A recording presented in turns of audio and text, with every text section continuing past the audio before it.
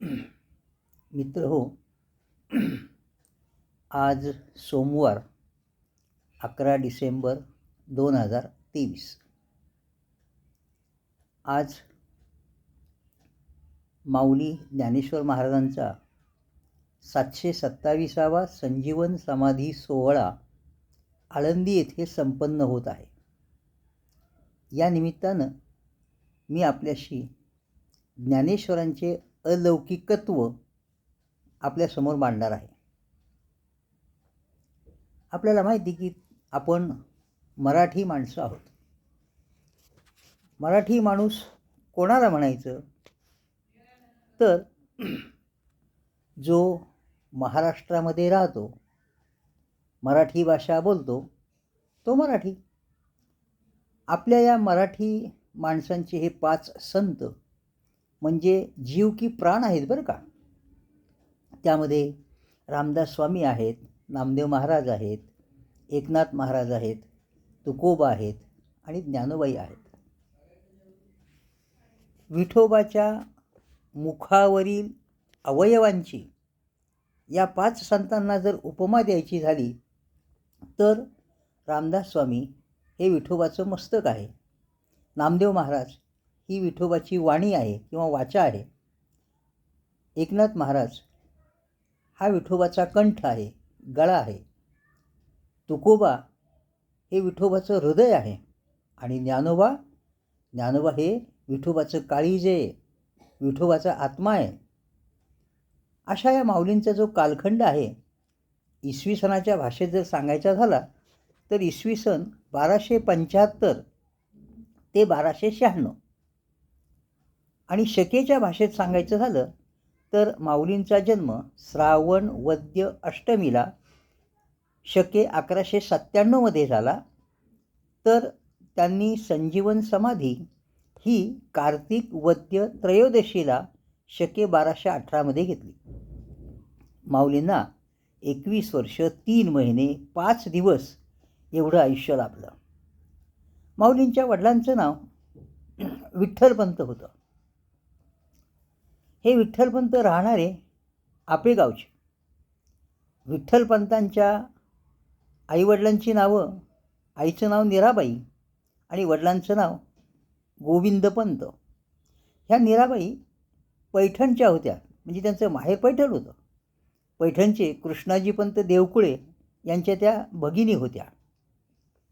या गोविंदपंतांना गहिनीनाथांच्या कृपेनं वयाच्या 55व्या वर्षी मुलगा झाला आणि तो मुलगा म्हणजेच विठ्ठलपंत होय. विठ्ठलपंतांच्या छातीच्या डाव्या बाजूवर ओम हे चिन्ह होतं बरं का. या विठ्ठलपंतांची मुंज झाल्यावर त्यांच्या वडिलांनी त्यांना पैठणच्या पाठशाळेमध्ये 12 वर्षांसाठी पाठवलं. त्यावेळेला पैठण या शहराला दक्षिण काशी म्हणून संबोधलं जायचं. शहर म्हणूनही ते प्रसिद्ध होतं आणि आध्यात्मिकदृष्ट्यासुद्धा ते काशीच्या खालोखाल महत्त्वाचं होतं. तेथे या विठ्ठलपंतांनी 12 वर्षाच्या काळामध्ये वेद, शास्त्र, उपनिषद, काव्य, व्याकरण यांचं अध्ययन केलं आणि त्याच्यामुळं ह्या ज्ञानाचं एक विलक्षण तेज त्यांच्या चेहऱ्यावर होतं. विठ्ठलपंत हे वृत्तीनं विरागीच होते बरं का. विरागी कोणाला म्हणायचं? ज्याला संसाराची आवड नाही, प्रपंचामध्ये गोडी नाही, त्याला विरागी म्हणतात. आपण काही विरागी नाही. आम्ही या संसाराला गुळाला जसा मुंगळा चिकटतो तसे आम्ही चिकटून बसलेलो आहोत. विठ्ठलपंत हे तसे नव्हते आणि त्यामुळं वैराग्याचं तेजसुद्धा त्यांच्या चेहऱ्यावर झळकत होतं, चमकत होतं. आता अशा प्रकारचं हे अध्ययन 12 वर्षांचं संपल्यानंतर हे विठ्ठलपंत आपेगावला आले आणि आल्यानंतर त्यांनी आपल्या वडिलांकडं मला तीर्थयात्रेला जायचं आहे, परवानगी द्या अशी विनंती केली आणि वडिलांनी ती मान्य केली आणि अशा रीतीने त्यांची तीर्थयात्रा सुरू झाली. त्यांनी सोरटी सोमनाथ, द्वारका, राजकोट, भीमाशंकर असा प्रवास करीत करीत ते आळंदीला आले. आळंदीला सिद्धेश्वराच्या मंदिरामध्ये ते दर्शन घेऊन, सुवर्ण पिंपळाचं दर्शन घेऊन आणि सिद्धेश्वराचंही दर्शन घेऊन पद्मासन घालून बसले. आता तेवढ्यात काय घडलं तर तिथे त्या सिद्धेश्वराच्या मंदिरामध्ये सिद्धोपंत कुलकर्णी हे आले. त्यांनी पाहिलं हा तरुण मुलगा खूप तेजस्वी दिसतोय आणि त्यांची रुक्मिणी नावाची मुलगी ही उपवर होती, म्हणजे तिचं लग्न करायचं होतं आणि त्यांच्या मनामध्ये हा विठ्ठलपंत जावई म्हणून अगदी भरला. आणि मग ते त्यांच्याजवळ गेले, विचारपूस केली आणि त्यांना सांगून टाकलं, तुम्ही जोपर्यंत आळंदीला आहात तोपर्यंत तुम्ही आमच्याचकडे राहा, आम्ही सगळी तुमची राहण्याची जेवणा खावण्याची व्यवस्था करतो. आणि शेवटी हे विठ्ठलपंत सिद्धोपंताच्या घरी गेले. योग्य प्रकारची सरबराई पाहुणचार झाला, रात्रीची जेवणं झाली आणि नंतर ते झोपले. तर त्या रात्रीमध्ये सिद्धोपंत कुलकर्णींच्या स्वप्नामध्ये पांडुरंग आले आणि त्यांना दृष्टांत दिला की सिद्धोपंत, आता ही संधी सोडू नका, तुमच्या मुलीचा विवाह या विठ्ठलपंतांशी लावून द्या. आणि मग अशा रीतीनं दुसऱ्या दिवशी हे स्वप्न त्यांनी विठ्ठलपंतांच्या कानावर घातलं. आता ते थोडेसे विरागी होते वृत्तीनं आणि त्यांना तीर्थयात्रा पण अजून करायच्या होत्या आणि मला काही तसे शुभसंकेत तुम्हाला जसे मिळाले तसे काही मिळाले नाही, अशा पद्धतीने थोडासा नकार दिला. मग काय घडलं, दुसऱ्या दिवशीच्या रात्री विठ्ठलपंतांना सुद्धा अशा रीतीनं पांडुरंग स्वप्नात आले आणि त्यांनी पण दृष्टांत दिला की हे विठ्ठला, तू रुक्मिणीशीच लग्न कर. आता असं का घडावं, यामागे काय भगवंताचा हेतू होता, योजना होती. आपल्याला माहिती की आपल्याला साधा छोटेखानी प्रपंचाचा गाडा सावरता सावरता आवडता आवडता नाकी नऊ येतात, तर भगवंताला साऱ्या विश्वाचा गाडा हाकावा लागतो. अशा वेळेला त्याची एक योजना होती की यांचं लग्न झाल्यानंतर यांच्या पोटी जी 4 तेजपुंज बाळ जन्माला येतील ते विश्वाचं कल्याण करतील, अशी त्यांची योजना होती. आणि अशा रीतीनं यानुसार पुढे हा विवाह झाला. विवाह झाल्यानंतर मग सिद्धोपंत यांनी आपल्या मुलाला, आपल्या जावयाला, आपल्या मुलीला घेऊन ते आपेगावला आले. विठ्ठलपंतांच्या आईवडिलांनी सिद्धोपंतांचा व्यवस्थित पाहुणचार केला आणि काही दिवस राहून हे परत सिद्धोपंत हे आळंदीला आले. त्यानंतर या विठ्ठलपंतांनी आपल्या वडिलांकडे उर्वरित जी काही तीर्थयात्रा राहिली होती त्याची परवानगी मागितली आणि मग ते दुसऱ्यांदा परत भारत यात्रेला निघाले, तीर्थयात्रेला निघाले. यावेळेला तीर्थयात्रा आटोपून ते आपेगावला आले. त्यावेळेला त्यांचे आईवडील हे बरेचसे थकलेले होते, वृद्ध झालेले होते आणि तशात त्यांचं वृद्धापकाळानं दोघांचंही पण निधन झालं. मग मात्र सिद्धोपंत आपेगावला आले. सगळ्या प्रकारचे विधी वगैरे पार पाडल्यानंतर त्यांनी आपल्या जावयाला आणि मुलीला आळंदीलाच आणलं. आता विठ्ठलपंत हे मुळात विरागी वृत्तीचे होते. तशात तीर्थयात्रा केल्या, त्यामुळे त्यांचं वैराग्य वाढलं आणि आईवडिलांच्या निधनामुळं हे वैराग्य आणखीन वाढलं. आणि त्यावेळेला त्यांच्या मनात सारखं यायचं की आपण संन्यास घ्यावा. आपण संन्यास घेतल्यानंतर पुढे कुठेतरी चांगल्या स्वामींच्या मार्गदर्शनाखाली हा दीक्षाविधी करू. आणि मग त्यांनी आपल्या बायकोच्या मागे सारखा लकडाच लावला, भुंडकच लावलं की मला संन्यास घ्यायचा, तू परवानगी दे, मला संन्यास घ्यायचा, तू परवानगी दे. शेवटी त्राग्यापोटी या रुक्मिणीनं त्यांना परवानगी दिली आणि मग काय, फट म्हणता ब्रह्महत्या करावी, पडत्या फळाची आज्ञा. आणि ते या ठिकाणी गेले ना निघून. कुठे गेले, ते काशीला गेले. काशीला श्रीपाद स्वामींचा आश्रम होता. काही ठिकाणी रामानंद स्वामी असं सुद्धा त्यांचं नाव आहे.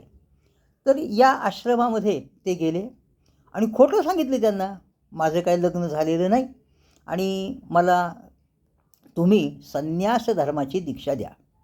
आता अशा प्रकारचा तेजपुंज असा हा तरुण या स्वामींनीसुद्धा पहिल्यांदाच पाहिला आणि स्वामींच्या मनात एक बेत होता की त्यांना तीर्थयात्रेला जायचं होतं. पण आश्रमाची जबाबदारी व्यवस्थितपणे सांभाळणारा त्यांना काही कोणी मिळत नव्हता आणि तो या विठ्ठलपंतांच्या रूपानं मिळाला आणि त्यांनी काय केलं, स्वामींनी त्याला संन्यास धर्माची दीक्षा देऊन टाकली. त्याचं नाव चैतन्य स्वामी, चैतन्य आश्रम असं ठेवलं आणि ते स्वतः या तीर्थयात्रेला निघून गेले. प्रथम ते आळंदी या ठिकाणी आले. आता दरम्यान काय घडलं, या रुक्मिणीच्या वर दुःखाचा पहाड कोसळला. कारण आपला पती आपल्याला या ठिकाणी संन्यास घ्या असं म्हणतोय, आपण त्याला परवानगी देतोय आणि पुढे असं काही घडेल हे तिला अपेक्षित नव्हतं आणि त्यामुळं तिच्यावर तर दुःखाचा पहाडच कोसळला.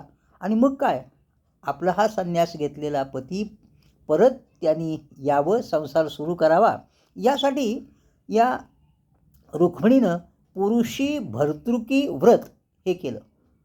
12 वर्ष हे व्रत तिनं केलं. काय होतं हे व्रत, रोज सकाळी म्हणजे पहाटे उठावं, इंद्रायणीचं स्नान करावं, सिद्धेश्वराचं दर्शन घ्यावं आणि अश्वत्थाची पूजा करून, सुवर्णपिंपळाची पूजा करून त्या सुवर्णपिंपळाला प्रदक्षिणा घालाव्यात आणि नामस्मरण करावं. आणि शिवाय एकदाच जेवायचं, ज्याला एकभुक्त म्हणतात. 12 वर्ष अशा प्रकारची खडतर साधना त्यांनी त्या काळात केली. जवळजवळ 1.25 लाख प्रदक्षिणा त्यांनी त्या सुवर्णपिंपळाला घातल्या. आणि आता रुक्मिणींना आपलं हे व्रत जे आहे ते आता फलदायी ठरतं अशा प्रकारचे संकेत मिळायला लागले. आणि काय घडलं, त्या प्रदक्षिणा घालत असताना सुवर्णपिंपळाला त्यांच्या दृष्टीला हे स्वामी पडले आणि अशा प्रकारचे सत्पुरुष त्यांचं दर्शन घडताच या रुक्मिणी पुढे गेल्या आणि त्यांना साष्टांग नमस्कार केला. त्यावेळेला या स्वामींनी रुक्मिणीला पुत्रवती भव अशा प्रकारचा आशीर्वाद दिला. आणि हा आशीर्वाद दिल्यानंतर इकडे रुक्मिणी तर गोंधळून गेली, कावरीबावरी झाली. तिचा हा गोंधळ स्वामींच्या लक्षात आला आणि विचारलं, बाळे, अगं मी असा कोणालाही आशीर्वाद देत नाही, तुला दिला तर तू आनंदी व्हायच्याऐवजी अशी गोंधळून गेलीस, काय झालं ते सांग बरं मला. आणि मग या रुक्मिणीनं सगळा तो घटनाक्रम स्वामींना सांगितला आणि स्वामींच्या लगेच लक्षात आलं की 12-13 वर्षापूर्वी आपल्याकडे जो विठ्ठल नावाचा मुलगा आला, त्याने आपल्याला खोटी माहिती देऊन आपल्याकडून संन्यास धर्माची दीक्षा घेतली ना, हिच्याचं नाव पण चैतन्य ठेवलं, तोच हा हिचा नवरा. आणि मग मात्र त्यांनी तीर्थयात्रा तिथेच थांबवली. ते तडक काशीला आले आणि या सर्वांना घेऊन आले. आता इतक्या लवकर स्वामी येतील असं विठ्ठलपंतांनाही वाटलं नव्हतं आणि ते थोडेसे जरा कावरे झाले. त्यांच्या पायाखालची वाळू सलकू लागली. काय आपलं बिंग फुटलं की काय नेमकं काय घडलं. आणि तेवढ्यात स्वामींनी थोडेसे डोळे मोठे केले आणि आता काही बोलणार. तेवढ्यात विठ्ठलपंतांनी स्वामींच्या पायात लोटांगण घातलं आणि सांगितलं की स्वामी, मी तुम्हाला खोटी माहिती दिली, माझं चुकलं, मला क्षमा करा. आणि अशा रीतीनं स्वामींनी त्याला अर्थात क्षमा पण केली. आणि स्वामींनी पुढे या विठ्ठलपंतांना म्हणजे या चैतन्याला सांगितलं, घृतकुंभ नावाचा यज्ञविधी त्यांनी केला आणि त्याला सांगितलं की तू तडक आळंदीला जा आणि तिथे जाऊन तुझा संसार सुरू कर. आता आपल्याला एक प्रश्न निर्माण होईल की अशा प्रकारचे हे अध्यात्मातले अधिकारी पुरुष आणि संन्यास घेतलेल्या माणसाला संसार कधीच करता येत नाही आणि यांनी अशी परवानगी कशी दिली. त्याचं पहिलं कारण म्हणजे स्वामी हे दृष्टे होते, त्रिकाळ ज्ञानी होते आणि त्यांच्या लक्षात आलं भगवंताची एक योजना आहे की यांच्या पोटी जी 4 मुले जन्माला येतील हे विश्वाचं कल्याण करणारी मुलं आहेत. आणि दुसरं कारण म्हणजे असं होतं की नाहीतरी आपल्याला या विठ्ठलपंतांनी कुठं खरी माहिती सांगितली, खोटीच माहिती सांगितली ना, मी अविवाहित आहे आणि आपण त्या अशा रीतीनं या संन्यास धर्माची दीक्षा देऊन टाकली.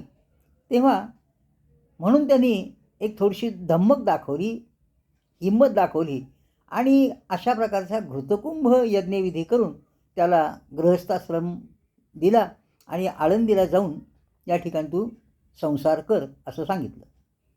नामदेवांनी याचं वर्णन केलं आहे. आपल्याला माहीत नसेल कदाचित की माऊलींचं जे चरित्र आहे त्याचा मूळ आधार म्हणजे नामदेवांचे साधारणपणे 250च्या आसपासचे अभंग आहेत. या अभंगामध्ये त्यांनी आदी प्रकारचे अभंग, तीर्थावळीचे अभंग आणि समाधी प्रकरणातले अभंग असे 3 विभाग केलेले आहेत. नामदेव महाराजांना आपल्याला माहिती माऊलीचा खूप सहवास होता आणि त्यांच्या सहवासामध्ये जे काही त्यांनी पाहिलं ते सगळं आपल्या अभंगातून वर्णन दिलं. म्हणजे माऊलींच्या जीवनाचे अगदी खरे साक्षीदार हे नामदेव महाराज होते. तर त्यांनी याचं वर्णन करताना असं लिहिलं की अविधी कर्माचे न धरावे भय, यासी आहे साह्य जगदीश, स्वदेशा जाऊनी करावा आश्रम, सुखरूप स्वधर्म चालवावा. तेव्हा याच्यातून त्यांना असं सांगायचं होतं की या काशीच्या स्वामींनी खरंच धम्मक दाखवली. आणि दुसरी गोष्ट म्हणजे ते स्वामी काही कर्मठ नव्हते, ते विवेकी होते, उदारमतवादी होते. आणि अशा प्रकारची वेळ आली तर अशी धम्मक दाखवायची सुद्धा हिंमतसुद्धा त्यांनी दाखवली. तर या वर्णनातून असं दिसतंय की नामदेव महाराजांना म्हणायचं होतं की जणू काही स्वामींनी सांगितलं की तू जे काही धर्माप्रमाणे घडलं त्याचा फारसा काही विचार करू नको, त्याची भीती पण बाळगू नकोस. म्हणजे त्याला थोडंसं आश्वस्त केलं आणि सांगितलं कारण तू हे जे काही करतोय, संन्यास सोडून गृहस्थाश्रम स्वीकारतोयस, याला परमेश्वर तुझ्या मागे उभा आहे, त्याची तुला मदत आहे. आणि म्हणून तू आळंदीला जा आणि सुखानं संसार कर. आणि त्यानंतर फक्त लेखी मात्र काही त्यांनी असं पत्रबित्र दिलं नाही. आज आपल्याला माहिती आजच्या युगामध्ये लेखी गोष्टींना फार महत्त्व असतं, पण त्यावेळेला काही फारसं नव्हतं. यांनी मागितलं नाही आणि त्यांनी पण दिलं नाही. पण घृतकुंभ नावाचा यज्ञविधी मात्र त्यांनी केला होता. आणि मग ही मंडळी सगळी आळंदीला आली. अर्थात त्यानंतर या विठ्ठलपंत आणि रुक्मिणींना 4 मुलं झाली. त्यामध्ये ज्यांना शंकराचा अवतार म्हटलं जातं असे निवृत्तीनाथ हे 1273 साली त्यांचा जन्म झाला. विष्णूचा अवतार ज्यांना समजलं जातं असे ज्ञानेश्वर माऊली हे 1275 साली त्यांचा जन्म झाला. ब्रह्मदेवाचा अवतार मानलं जातं असे सोपान काका हे 1277 साली त्यांचा जन्म झाला. आणि जिला आदिमाया आदिशक्ती म्हटलं जातं अशी मुक्ताबाई 1279 साली या ठिकाणी जन्माला आली. आता पहा या भावंडांची नावंसुद्धा पहा कशी आहेत. त्या नावामधला सुद्धा अर्थ सांगतो तुम्हाला. आपल्याला माहिती की आपल्याला हा जो मनुष्य देह दिला आहे हा भगवंतानं दिलेला आहे. आणि कशासाठी दिला आहे तर नरदेहाच्या कारणे सच्चिदानंद पदवी घेणे, ऐसा अधिकार नारायणे मानवा दिदला. म्हणजे आपण तर एक लक्षात घ्या, आपण भगवंताच्या गावाहून आलोत, देवाच्या घरून आपण इथे आलेलो आहोत. आणि कशासाठी आलोत तर आपण परत आपल्याला देवाच्याच घरी जायचं आहे. आणि मानवी देह हे भगवंतानं आपल्याला दिलेलं साधन आहे. आपल्याला माहिती मानवी देह हा खूप दुर्लभ आहे. 84 लक्ष योनीच्या नंतर तो आपल्याला प्राप्त होतो आणि ईश्वर प्राप्तीसाठीच तो आपल्याला मानवी देह दिलेला आहे. तेव्हा हा अशा प्रकारचा नरदेह आता आपल्याला जर ही वाटचाल करायची झाली म्हणजे आपण देवाच्या गावाकडून देहाच्या गावी आलो आणि आता देहाच्या गावातून आपल्याला ईश्वराच्या गावाकडं जायचं आहे. मग ही वाटचाल करण्याकरता काय करावं लागतं तर आपल्याला पहिल्यांदा निवृत्त व्हावं लागतं. कशातून निवृत्त व्हावं लागतं? संसारातून. संसारातून म्हणजे संसारामध्ये जे काही आपल्या मनात विकार वासना वगैरे येतात त्यातून आपल्याला पूर्णपणे बाजूला व्हावं लागतं. त्या सगळ्या दूर कराव्या लागतात. म्हणून पहिल्याचं नाव आहे निवृत्ती. अशी निवृत्ती आपण घेतली म्हणजे आपल्या मनातल्या वासना विकार हे आपण सगळे सोडून दिले म्हणजे असे आपण निवृत्त झालो. मग काय होईल? आपल्याला ज्ञान होईल. म्हणून दुसऱ्याचं नाव ज्ञानेश्वर. असं ज्ञान झालं मग काय होईल तर त्या सोपानाच्या साह्यानं म्हणजे म्हणून तिसऱ्याचं नाव सोपान. सोपान म्हणजे पायऱ्या पायऱ्या जिना. तर अशा रीतीने त्या ज्ञान नावाच्या सोपानाच्या साहाय्याने जर आपण पुढे पारमार्थिक वाटचाल केली तर काय होईल, आपल्याला मोक्ष मिळेल, म्हणजे मुक्ती मिळेल. म्हणून चौथं नाव आहे मुक्ताबाईचं. अशा प्रकारचा अर्थ त्यामध्ये आहे. आता अशा प्रकारची पुष्कळ 4 तेजपुंज बाळं या विठ्ठलपंत आणि रुक्मिणींना झाली. परंतु काय असतं, कधीकधी सुखसुद्धा काटे घेऊन जन्माला येतं. म्हणजे 4 मुलं झाली हे सुखाची गोष्ट आहे, पण ते काटे घेऊन जन्माला आलो. याचा अर्थ काय, तर या ठिकाणी जेव्हा ही सगळी मंडळी आळंदीला आली तेव्हा समाजानं आणि धर्मपीठानं खूप त्यांच्याविरुद्ध ओरड केली. कारण धर्मशास्त्राच्या दृष्टीनं विठ्ठलपंतांनी चूकच केली होती. आणि तशात आळंदीचं जे धर्मपीठ होतं ते काही द्रष्ट नव्हतं किंवा ते कर्मठ होते, जास्त विवेक नव्हता, फार उदारमतवादी वृत्ती नव्हती. आणि असं काही वेगळं करायचं धम्मक म्हणा, हिंमत म्हणा, ही त्यांच्यात नव्हती.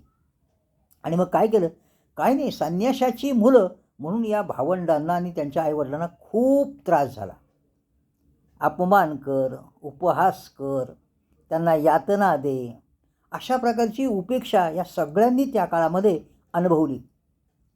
अर्थात या सगळ्यांना समाजानं, त्या धर्मपीठानं वाळीत टाकलं आणि शेवटी त्यांना सिद्धबेटावर जाऊन राहावं लागलं.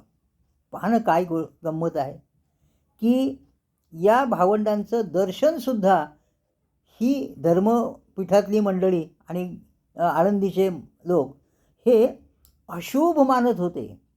आणि आज या समाधी संजीवन सोहळ्याला आळंदीला लाखो लोकांची गर्दी आहे आणि ते शुभ असं दर्शन माऊलीचं मानतात. तेव्हा अशा प्रकारची उपेक्षा त्यांनी खूप अनुभवली, उपहास झाला, यातना खूप झाल्या, अपमान झाला. आणि मग विठ्ठलपंतांच्या मनात एक विचार आला की जर आपल्याला यातून थोडीशी सुटका करून घ्यायची झाली तर आपण काय करू, तर आपण त्र्यंबकेश्वरला जाऊ, तिथे अनुष्ठान करू आणि मग थोडाफार फरक या परिस्थितीत होईल, बदलेल परिस्थिती. आणि म्हणून ही मंडळी सगळी त्र्यंबकेश्वरला आली. तिथे 6 महिने होते बरं का ते.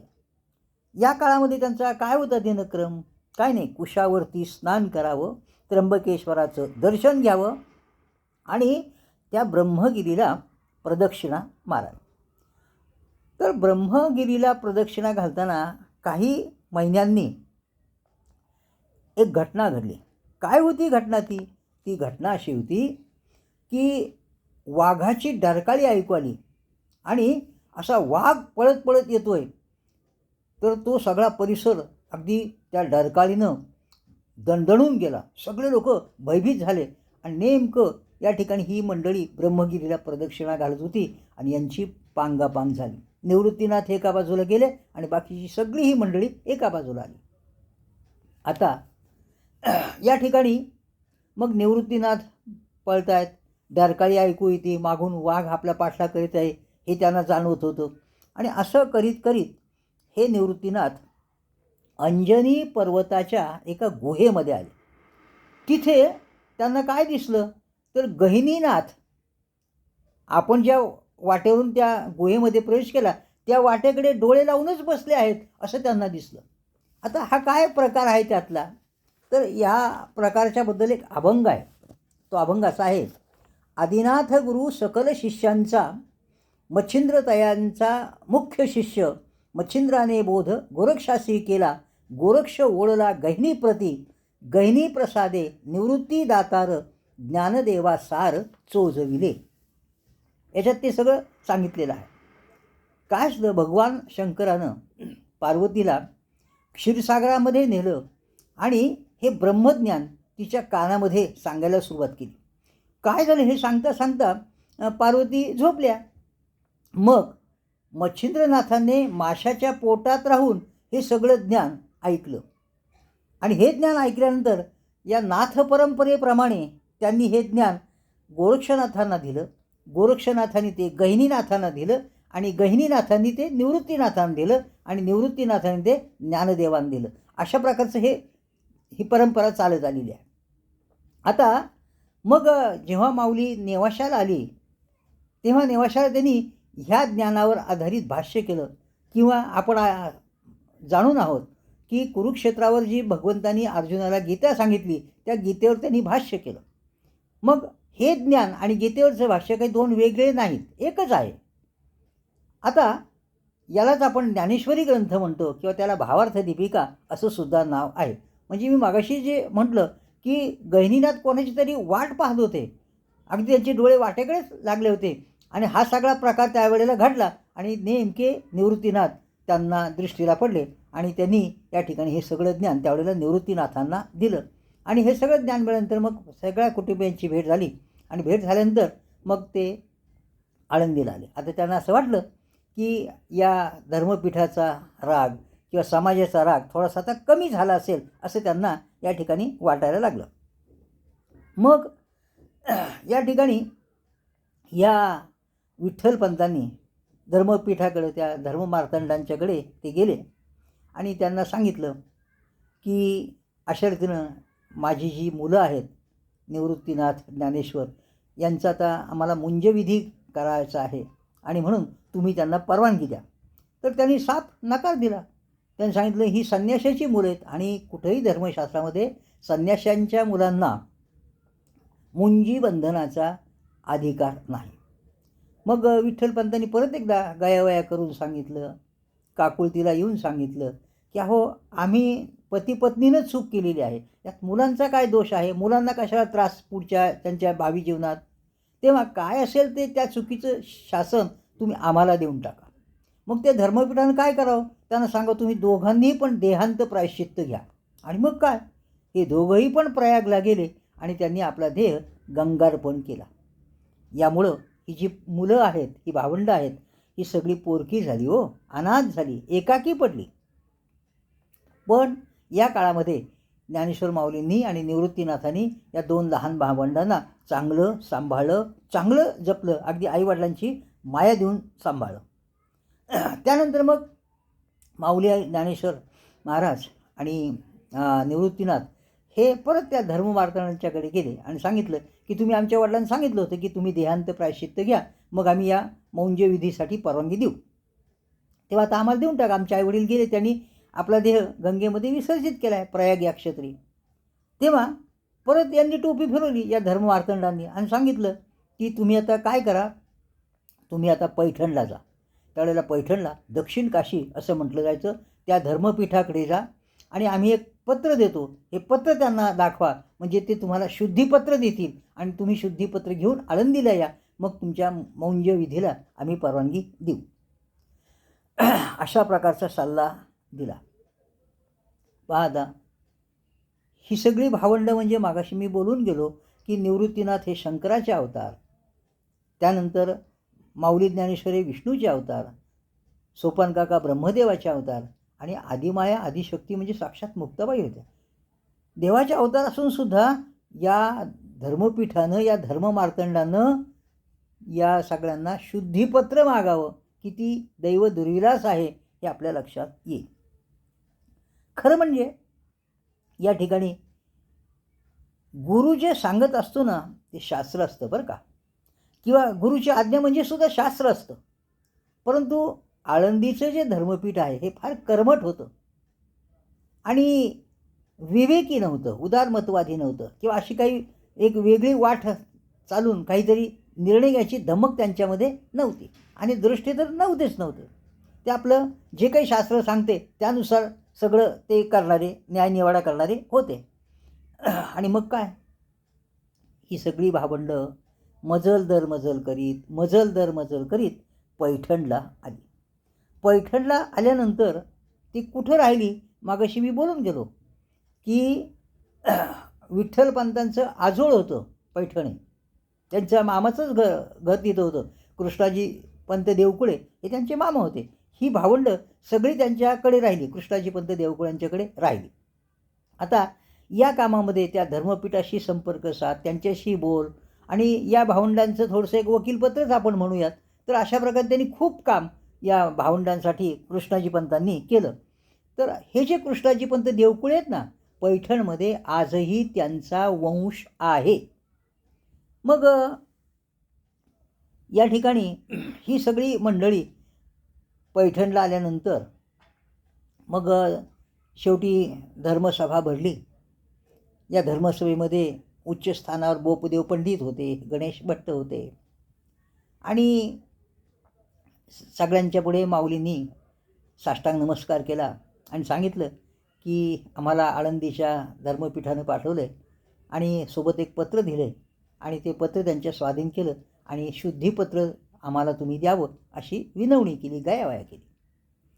आणि मग त्यांनी ते शुद्धीपत्र त्यांनी ते आळंदीच्या धर्मपीठांचे पत्र दिलं, ते वाचलं आणि पाहिलं धर्मशास्त्रात कुठे काही याला आधार आहे का, की संन्यासाची मुलं आहेत आणि त्यांना मुंज बंधनाचा अधिकार आहे की नाही. तर त्यांनी सांगितलं नाही, तुम्हाला हे करता येणार नाही आणि आम्ही तुम्हाला शुद्धीपत्र देऊ शकत नाही.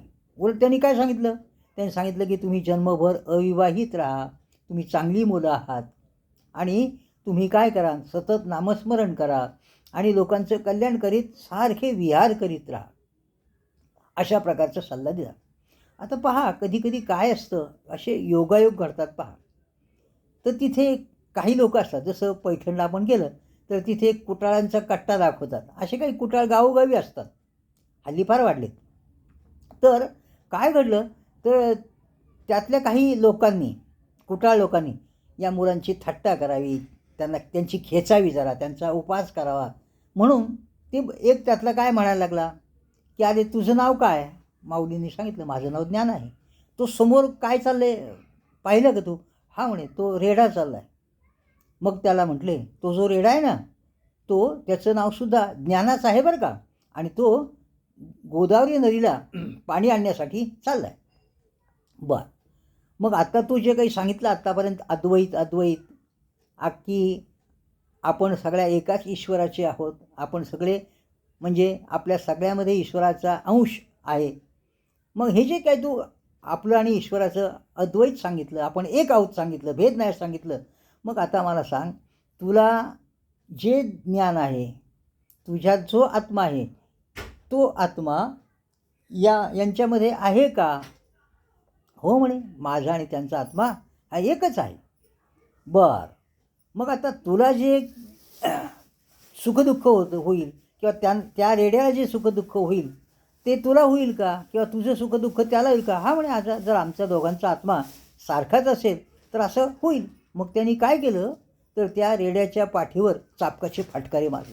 आणि काय घडलं, त्या रेड्याच्या पाठीवर चाबकाचे फटकारे मारले आणि इकडे वळ मात्र माऊलींच्या पाठीवर. ते थोडेसे चपापले, परंतु अशा प्रकारचे फार निर्ढावलेले होते ते. त्यामुळं परत त्यांनी विचारलं की अरे तुला वेद येतात, मग यालासुद्धा वेद येत असले पाहिजे. हो म्हणे, मला वेद येतात, या रेड्यालासुद्धा वेद येतात, कारण माझा आणि त्याचा आत्मा एक आहे. मग सांगितलं, मग त्याच्या तोंडून वेद म्हणून दाखव. आणि मग काय, माऊली आपल्या गुरूंचं म्हणजे निवृत्तीनाथांचं दर्शन घेतलं, आशीर्वाद घेतले आणि रेड्याच्या मस्तकावर हात ठेवला आणि मग तिथे एक चमत्कारच घडला. आणि तो चमत्कार म्हणजे तो जो रेडा आहे तो वेदमंत्र म्हणू लागला. आणि हा चमत्कार घडल्यानंतर सगळी सभा अवाक झाली. व्यासपीठावर हिची काही मंडळी बसली होती उच्चस्थानी, की ज्यांना थोडासा ज्ञानाचा गर्व होता, थोडासा मस्ती होती ज्ञानाची, त्यांची पार उतरली आणि ते खाली आले आणि या भावंडांच्या पुढे त्यांनी लोटांगण घातलं, शुद्धीपत्र त्यांना देऊन टाकलं. पण माऊलीच्या चरित्रामध्ये त्यांनी पुढे मुंज केली असा कुठेही उल्लेख नाही. आता ज्ञानेश्वरांचं अलौकिकत्व याचा अर्थ काय, मी चरित्राच्या आधारे माऊलींचं अलौकिकत्व म्हणजे वेगळेपण सांगतो. इतर संतांच्या चरित्रामध्ये हे आढळणार नाही, हे माऊलीच्या चरित्रात आढळतं. तर हे वेगळेपण, त्यातलं हे पहिलं वेगळेपण आहे की त्यांनी रेड्याच्या तोंडून वेद वदविले. आता याचे अर्थ काय घ्यायचे, तर आपल्याला माहिती की रेडा हा सर्वात निर्बुद्ध प्राणी आहे. मग तो जर वेद म्हणतो, म्हणजे वेदमंत्र म्हणण्याचा जर त्याला अधिकार आहे, थोडक्यात भक्ती करण्याचा जर अधिकार त्याला आहे, तर हा अधिकार सर्वांनाच आहे. हा एक त्याच्यातला अर्थ आहे. आणि दुसरी गोष्ट म्हणजे अशी की आपल्याला माहिती की 15 ऑगस्ट 1947 रोजी आपला देश स्वतंत्र झाला आणि 26 जानेवारी 1950 रोजी आपला देश प्रजासत्ताक झाला. आणि मग या ठिकाणी निवडणुका, मतदान, स्वातंत्र्य, समता, बंधुत्व या सगळ्या गोष्टी या ठिकाणी आपल्याला आपल्या वाट्याला आल्या. पण आता एवढा विचार करा तुम्ही, घटनेप्रमाणे राज्यकारभाराला सुरुवात होऊन इतकी वर्ष झाली, आपल्या समाजात आज कुठे तुम्हाला बंधुभाव दिसतो का? समता दिसते का? आणि स्वातंत्र्य म्हणजे मग धर्म स्वातंत्र्य, अर्थ स्वातंत्र्य, संचार स्वातंत्र्य, लेखन स्वातंत्र्य, हे सगळं स्वातंत्र्यामध्ये मोडतं. मग हे स्वातंत्र्य, कारण घटनाकारांना काय अपेक्षित होतं? बाबासाहेब आंबेडकरांना हे अपेक्षित होतं की स्वातंत्र्य हे आहे तुम्हाला. मग ते धर्म स्वातंत्र्य असेल, संचार स्वातंत्र्य असेल, लेखन स्वातंत्र्य, अभिव्यक्ती स्वातंत्र्य, पण हे स्वातंत्र्य म्हणजे स्वैराचार नाही. मला सांगा ना, आज हे स्वातंत्र्याचं काय होऊन बसलं आहे? सगळा स्वैराचार होऊन बसला आहे. असो, पण माऊलींनी मात्र 13व्या शतकामध्ये अध्यात्माच्या क्षेत्रामध्ये स्वातंत्र्य, समता आणि बंधुता आणली. हे माऊलींचं एक वेगळेपण आहे, हे माऊलींचं अलौकिकत्वच आहे. त्यानंतर आणखीन एक जो अर्थ होतो तो म्हणजे असा की आमची कीर्तनकार मंडळी नेहमी सांगतात, माऊलींनी मृतप्राय समाजाला जागं केलं. कीर्तनकार सांगताना असं म्हणतात की यांचं जे कीर्तनकार म्हणजे 10-15 वर्षापूर्वीचे कीर्तनकार होते ते काही फार शिकले सवरलेले नव्हते, पण त्यांचा अभ्यास खूप होता, व्यासंग त्यांनी खूप केला, वाचन खूप केलं, त्यांना ज्ञानही खूप छान मिळालं आणि त्यामुळे ते खूप चांगल्या प्रकारची कीर्तनं प्रवचनं करायचे आणि या वारकरी संप्रदायाचा प्रचार करायचे. या भागवत धर्माची पताका ते फडकवत ठेवायचे.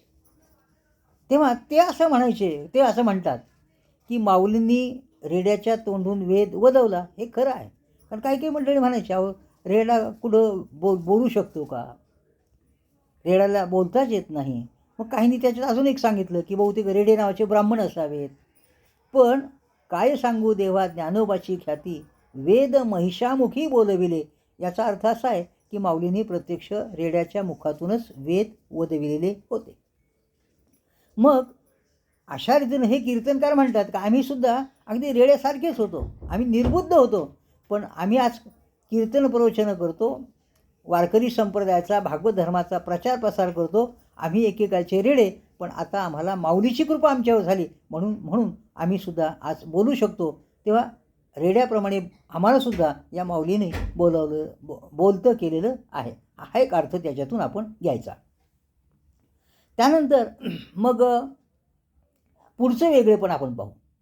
मग ही मंडळी नेवाशाकडे निघाली. आता पैठणचा हा जो चमत्कार झाला त्याचा सर्वत्र गाजावाजा झाला, माऊलींचा जय जयकार झाला, सर्वत्र ही बातमी गेली आणि या भावंडांचा मान खूप वाढला, त्यांना खूप प्रसिद्धी मिळाली. आता पुढे नेवाशाला जात असताना तिथं काय त्यांना दृश्य दिसलं, तर एक बाई अंगावर हिरवी साडी घातली होती, हिरवा चोळा हातात घातला होता आणि ती सती जाण्याच्या तयारीत होती.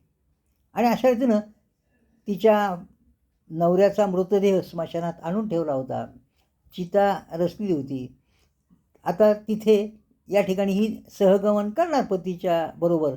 तेवढ्यात तिने पाहिलं की आपल्याला हे शुभ काम करायचं आहे आणि म्हणून हे तरुण जी काही मुलं दिसतात मोठी तेजस्वी आहेत आणि म्हणून एक आशीर्वाद म्हणून ती तिकडे गेली आणि माऊलींच्या पाया पडली. माऊलीनं त्या स्त्रीला, सती जाणाऱ्या स्त्रीला सौभाग्यवती भव असा आशीर्वाद दिला. ती गोंधळून गेली.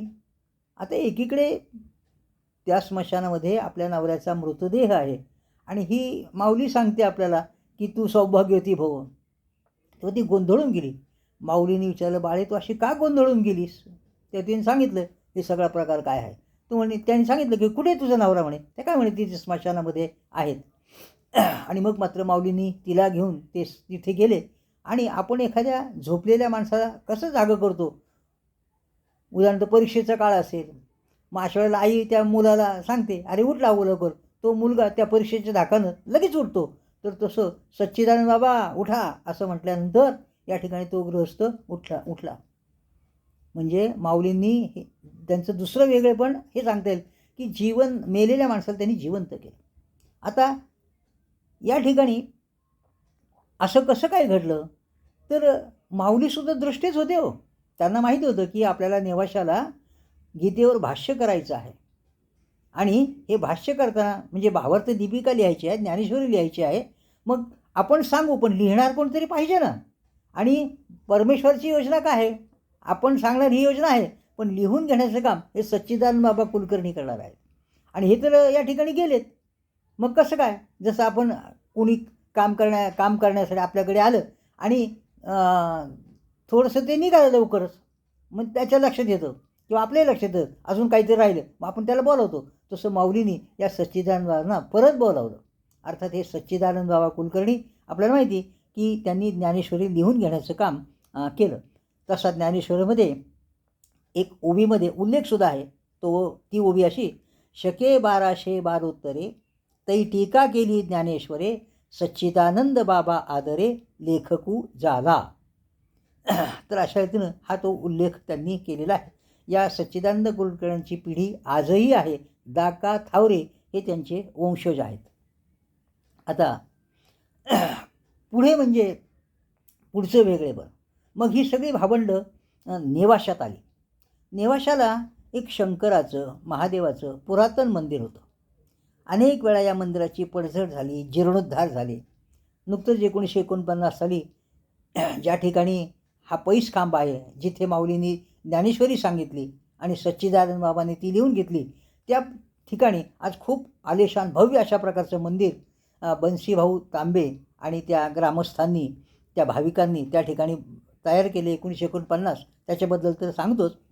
पण अशा रीतीने तिथे ते गेले आणि माऊली हे पैस खांबाला आपली पाठ टेकवून बसले. समोर उच्च आसनावर त्यांचे गुरु निवृत्तीनाथ होते. शेजारी भाऊ आणि बहीण सोपान काका आणि मुक्ताबाई होत्या आणि समोर हा सगळा श्रोतृवृंद म्हणजे श्रोतेसाठी जमले होते. आणि तिथेच त्यांना माऊलींना गुरुंनी आज्ञा केली की तू आता गीतेवरचं भाष्य कर. म्हणजे शंकरानं जे पार्वतीला सांगितलं, जे मला गहिनीनाथकडून मिळालं, जे मी तुला दिलं, त्याच्यावर तू आता भाष्य कर. आणि त्यावेळेला या ठिकाणी माऊलींनी हे भाष्य सुरू केलं. गीतेवरचं भाष्य ते त्यांनी ज्या ठिकाणी केलं ते नेवाशाचा खांब, ते मंदिर आज आहे. तर या खांबाला पैस खांब असं नाव आहे. आणि पैस म्हणण्याचं कारण एवढंच, पैस या शब्दाचाच अर्थ होतो. पैस म्हणजे प्रशस्त, मोकळं धाकळं. तर असं का म्हटलं मग? आपल्याला माहिती की गीतेमध्ये 18 अध्याय आहेत आणि 700 श्लोक आहेत. तर माऊलींनी काय केलं की हे सगळं गीतेतलं ज्ञान की जे आजवर आपल्याला माहीत नव्हतं, कारण गीता ही संस्कृत भाषेतली, आपल्याला संस्कृत भाषा येत नाही आणि त्यामुळे सगळे आपण मंडळी ह्या त्या ज्ञानाचा लोप झाला होता. तर माऊलींनी ते ज्ञान आम्हा सगळ्यांना ते उपलब्ध करून दिलं. भावार्थ दीपिकेच्या रूपानं, ज्ञानेश्वरीच्या रूपानं हा कार्यक्रम तिथे 2 वर्ष चालला. वयाच्या 16व्या वर्षी ही ज्ञानेश्वरी रचली गेली. आता आपल्याला माहिती की 16 वर्ष धोक्याचं म्हटलं जातं, परंतु माऊलींनी सांगून सिद्ध केलं की 16वं वर्ष हे मोक्याचं असतं. म्हणजे हा सुद्धा एक चमत्कार आहे. वयाच्या 16व्या वर्षी अशा प्रकारचा गीतेवर भाष्य करणं हे काही सोपं काम नाही. कारण माऊलीने एके ठिकाणी म्हटलेलं आहे, एक वेळ पृथ्वी सोन्याची करता येईल, एक वेळ डोंगर रत्नांचे करता येईल, एक वेळ खारा समुद्र त्याचं पाणी अमृतासारखं गोड करता येईल, पण गीतेवर भाष्य हे फार अवघड काम आहे. पण तुम्ही हे शिवधनुष्य पेललं. तर याचं कारण केवळ काय, तर माझ्यावर माझ्या गुरूंनी केलेली कृपा आहे. म्हणजे बघा, माऊलींच्या याच्यामध्ये विनय दिसतो. नम्र झाला भूता तेणे कोंडेले अनंता किंवा भगवंता. हा नम्रपणा, ही विनयशीलता ही प्रत्येकात असावी. माऊलीच्याकडून आम्ही हे घेतलं पाहिजे, ही विनयशीलता आम्ही घेतली पाहिजे. म्हणून तर आपल्याला माहिती की आपल्याकडे आपण पाहतो, समजा का 16 वर्षाचा मुलगा आहे, त्यांनी 16 ओळीचा निबंध लिहिला आणि त्याला उत्तेजनार्थ जरी बक्षीस मिळालं तरी तो ताईट होतो, म्हणजे त्याला गर्व येतो. आणि नामदेव महाराज म्हणून गेले, अहंकाराचा वारा न लागो राजसा, माझ्या विष्णुदासा भाविकासी. तेव्हा अशा पद्धतीनं या ठिकाणी माऊली इतक्या विनम्र होत्या, इतक्या नम्र होत्या, की मी नाही लिहिलं हे अवघड काम माझ्याच्यानं शक्यच नव्हतं, पण केवळ गुरुची कृपा म्हणून मी हे करू शकलो. म्हणजे याचं सगळं श्रेय या ठिकाणी माऊलींनी आपल्या गुरूंना दिलं आहे. एक ओवीसुद्धा आहे ज्ञानेश्वरीमध्ये, किंबहुना तुमचे केले धर्मकीर्तन हे सिद्धी नेले, एथ माझे जे उरले पायिकपण, अशा प्रकारची ती ओवी आहे. तेव्हा हे सगळं श्रेय त्यांनी दिलं. आज आपण पाहतो, श्रेय जर यश काही मिळालं ना, तर यशाचं धनीपद स्वतःकडे घ्यायचं आणि अपयशाचं खापर मात्र अनेकांच्या माथी मारायचं, हा एक तुमचा आमचा स्वभाव बनलेला आहे. आणि माऊली पहा कशी आहे, की या ठिकाणी हे सगळं श्रेय त्यांनी आपल्या गुरुला दिलं आहे. आणि अगदी प्रामाणिकपणे त्यांनी गुरुच्या स्पाड्यात हे श्रेय टाकलं. म्हणजे अशा प्रकारची ही गुरुभक्ती, ही विनयशीलता आपण त्यांच्याकडून शिकली पाहिजे. हे सुद्धा माऊलींचं एक वेगळेपणच आहे, अलौकिकत्वच आहे. त्यानंतर हा जो पैस खांब आहे, तिथे 1949 साली मी मागाशी बोलून गेलो, की बन्सीभाऊ तांबे आणि त्या ग्रामस्थांनी त्यांना भाविक लोकांनी खूप मदत केली. तर हे बन्सीभाऊ तांबे जे आहेत ना, रांजणगाव देवी म्हणून नेवाशा तालुक्यातलं एक गाव आहे, तिथले राहणार. आणि त्यांचं ज्ञानेश्वरांच्यावर, त्यांच्या ज्ञानेश्वरीवर खूप प्रेम. सोनोपंत दांडेकरांचे ते शिष्य होते, धुंडा महाराजांचे, देगलूरकर महाराजांचे शिष्य होते. तर त्यांनी काय केलं, की आपली सगळी मालमत्ता ही विकली आणि तो सगळा पैसा या सत्कारणी लावला या मंदिराच्या. आणि त्यांनी धुंडा महाराज देगलूरकरांना बोलावलं, मंदिराची पायाभरणी केली. त्यानंतर कलशारोहण हे सोनोपंत दांडेकरांच्या हस्ते केलं. अशा प्रकारचं त्यांनी हे खूप भव्य दिव्य काम केलं. आता एक लक्षात घ्या, जगामध्ये अनेक मंदिरं आहेत, आपल्याला माहिती आहे. त्या मंदिरामध्ये खांब आहेत, पण जगामध्ये नेवाशाचं एकमेव असं एक मंदिर आहे, की ज्याला प्रथम खांब आहे, नंतर ते मंदिर आहे. हे सुद्धा माऊलींच्या चरित्रातलं एक वेगळेपणच आपल्याला आढळून येतं. त्यानंतर अशा रीतीनं माऊलींनी हे फार महत्त्वाचं काम केलं, की ज्ञानेश्वरीची त्यांनी रचना केली. आणि मगाशी मी बोलून गेलो, की आपण देवाच्या गावाहून आलो आहोत, देहाच्या गावी आलो आहोत, आणि आता देहाच्या गाडीतून आपल्याला देवाच्याकडे जायचं आहे. तर यासाठी हे ज्ञानेश्वरीचं ज्ञान हे फार उपयुक्त आहे, आवश्यक आहे. आणि तेच ज्ञान त्यांनी आपल्याला दिलं. थोडक्यात जे ज्ञान आजवर लोपलेलं होतं, माऊलींनी ते नेवाशाला प्रगट केलं. ते गुह्य होतं, कोणाला माहीत नव्हतं, ते त्यांनी प्रगट केलं आणि सगळ्यांना ते देऊन टाकलं. आता पहा, आपल्याला जर एखादी चांगली गोष्ट मिळाली, आपण कोणाला सांगतसुद्धा नाही, इतकं कद्रूपणा आपण करतो, सांगण्यातसुद्धा कद्रूपणा करतो, सांगतसुद्धा नाही. आणि मग कळाली तर मग आला हो म्हणतो. पण माऊलींनी मात्र हे सगळं ज्ञान, की जे तुमच्या आमच्या यच्छ यावत जीवाच्या कल्याणासाठी फार आवश्यक आहे, ते ज्ञान आपल्या सर्वांना देऊन टाकलेलं आहे. आणि तेही पण विनामूल्य. आणि म्हणून या ठिकाणी असं आहे, की माऊलींनी सुखाचा फॉर्म्युला, सुखाचं सूत्र तुम्हा आम्हा सर्व प्राणीमात्रांना विनामूल्य दिलेलं आहे. त्यांनी काय केलं, गीता तत्वानं भरलेलं अमृताचं ताट आपल्यापुढं वाढून ठेवलं आहे. आपण फक्त ते खायचंच. आणि अशा प्रकारचा हा ज्ञानेश्वरी ग्रंथ म्हणजे मराठी भाषेचं, मराठी साहित्याचं ऐश्वर्य आहे बरं का. तर अशा प्रकारचा हा ग्रंथ, ज्ञानेश्वरी ग्रंथ, भावार्थ दीपिका असं सुद्धा त्याला म्हणतात. पहा, या ज्ञानेश्वरांचं एक वेगळेपण काय आहे आपल्याला माहिती आहे. आपल्याकडे सध्या वाढदिवस साजरे केले जातात, मुलांचे म्हणा, मुलींचे म्हणा, पती पत्नीचे म्हणा, त्यांच्या लग्नाचे म्हणा. हल्ली तर असंच निघालं आहे, की ज्याचं वय 75 झालं आहे, ज्याचं वय 80 झालं, त्याच्या लग्नाचा 50वा वाढदिवस, 60वा, 61वा वाढदिवस असं करायला लागले हल्ली. पण हे कितीदा, वर्षातून फक्त फार तर अशा प्रकारची विधी एकदाच होऊ शकतो. पण माऊलींची जी ज्ञानेश्वरी आहे, तिची जन्मसाल तिचं इसवी सन 1290 आहे. आणि तिथी आहे त्याची फाल्गुन महिन्यातल्या वद्य षष्ठीला हा ग्रंथ पूर्ण झाला नेवाशाला. 2 वर्ष हा कार्यक्रम चालू होता. तर अशा प्रकारच्या त्या ग्रंथाचा वाढदिवस आजही होतो. अशा प्रकारचं भाग्य फक्त 2 ग्रंथांच्या वाट्याला आलं. आपले वाढदिवस एवढे होतील का 700च्या पुढं? सांगा मला तुम्ही. आपलं एक तर काय जे काही 60-70 वय असेल तेवढे फार तर होतील. नंतर आपल्याला माहिती लहानपणी आई-वडील करतात. हल्ली ते पद्धतच सुरू झाली आहे. मोठेपणी आपण स्वतःच करतात किंवा आपले मुलं त्यांना काहीतरी केक खायला मिळून ते सांगतात, तुमचा आज वाढदिवस आहे, आज केक आणा आणि आम्हाला काहीतरी गिफ्ट द्या. म्हणजे अशा प्रकारे करतात. आणि मग नंतर मात्र आपण काही वाढदिवस करत नाही. जर योगायोगाने चांगली मुली मिळाल्या तर करतातही म्हणा, नाही असं नाही, पण सांगता येत नाही. पण माऊलीच्या ग्रंथाचा सुद्धा वाढदिवस आज होतो आहे आणि तो 700च्या पुढे.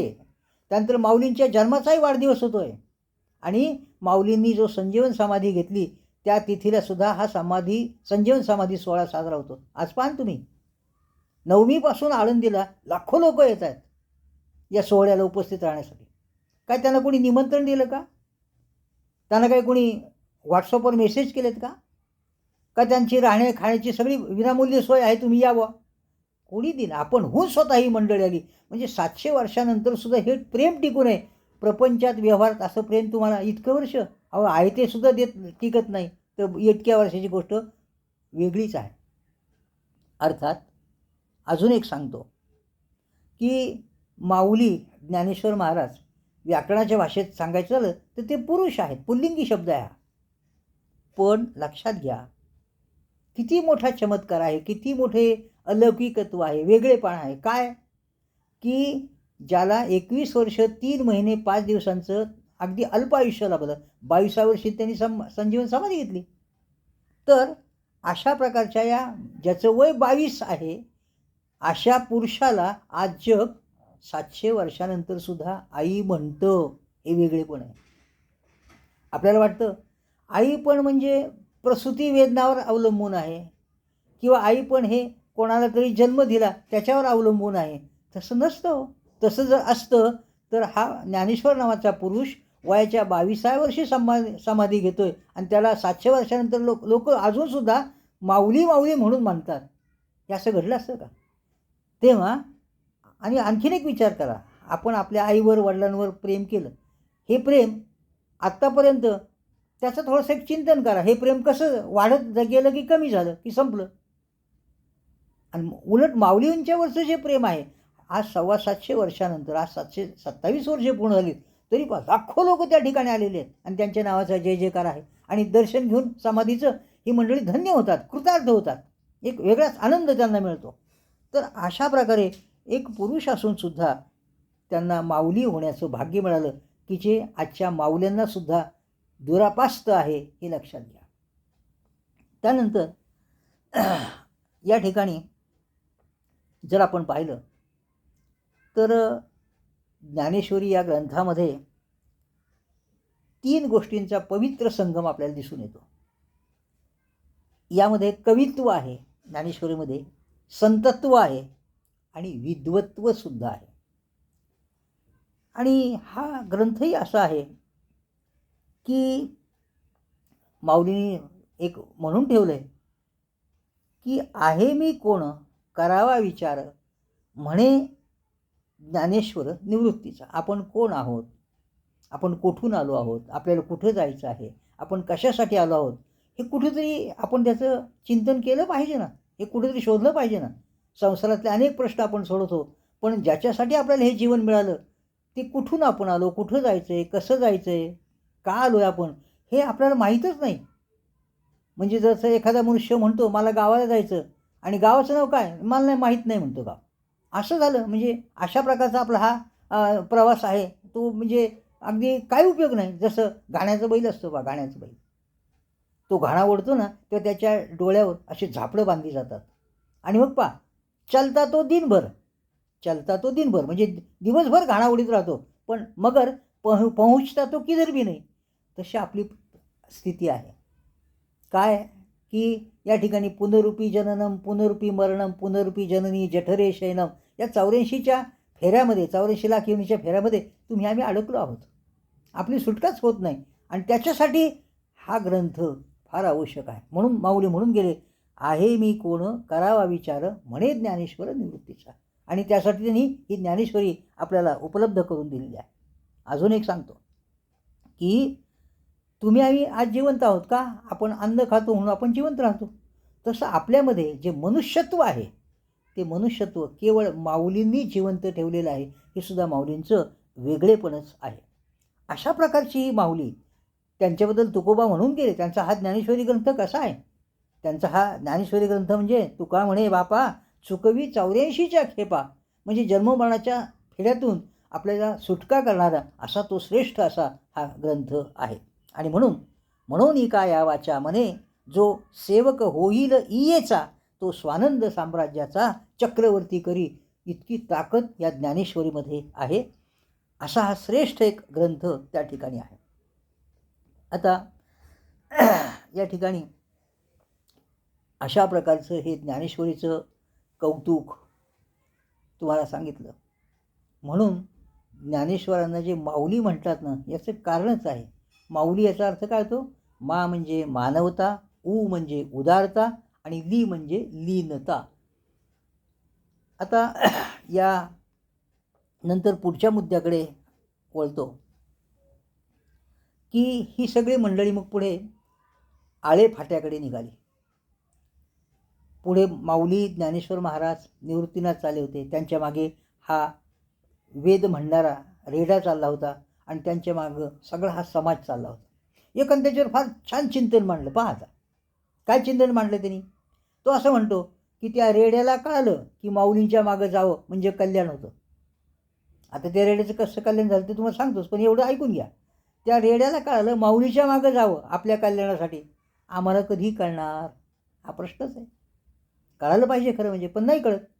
कितीतरी आपले जन्म झालेत, कितीतरी वेळा आपण जन्माला आलो गेलो, पण आपल्याला गाण्याच्या बैलासारखी आपली अवस्था झालेली आहे. पण आता मग काय झालं पुढे? हा रेडा जेव्हा आळे फाट्याला आला, आपल्याला माहिती की पुणे नाशिक मार्गावर हे आळे फाटं नावाचं गाव आहे. त्या आळे फाट्याच ठिकाणी ते रेडा आला आणि माऊलींनी त्याच्या डोक्यावर मस्तकावर हात ठेवला आणि त्या रेड्याला तिथे समाधी दिली. आता पहा, रेड्याला समाधी दिली. तिथे जर आपण गेला त्या आळ्या फाट्याला रेड्याचं समाधी मंदिर आज उभं आहे. दरवर्षी फाल्गुन महिन्यात अमावस्येच्या दिवशी तिथं त्या रेड्याच्या स्मरणार्थ समाधी सोहळा साजरा करण्याकरता लाखो भाविक त्याच्या दर्शनाला येतात. म्हणजे ज्ञानेश्वरांनी जर हातात घेतलं कोणाला तर त्याचं ते कसं कल्याण करतात, अगदी रेड्याचं सुद्धा करतात. आपलं नाही का करणार? पण आपण त्यांच्याकडे त्यांचे वाऱ्याला फिरकत नाही, कारण आपण या संसाराच्या विकार वासनांमध्ये अडकून बसलो आहोत, रुतून बसलो आहोत. बरं, आपल्याला वरती यायची सुद्धा काही इच्छा नाही. आपलं तेच बरं वाटतं, तिथंच पडावं असं वाटलं. असो, तर आजही आपल्याला नवल वाटेल की त्या आळे फाट्याचे ब्रह्मरुंद मंडळी अजूनसुद्धा तोंडानं आपल्या वेदमंत्राचा उच्चार करत नाही.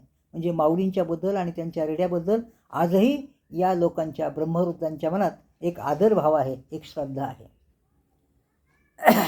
त्यानंतर या माऊलींनी हे जे काही पैस खांबाचं मंदिर त्या ठिकाणी झालं, जिथे त्यांनी ज्ञानेश्वरी सांगितली, तिथं काय घडलं, काय वेगळेपण तुम्हाला सांगतो याच्यामध्ये सुद्धा, की 1929 साली त्या परिसरामध्ये एक मशीद आहे आणि त्या मुसलमान मंडळींनी या मंदिर समितीच्या लोकांना सांगितलं ही जागा आमची आहे. तेव्हा मंदिर समिती म्हटली नाही, आमचा हा ठेवा आहे, हे सगळं आम्ही ठेवा जतन केला पाहिजे, आमचा हा वारसा आहे आणि हे तर असा हक्क सांगतात.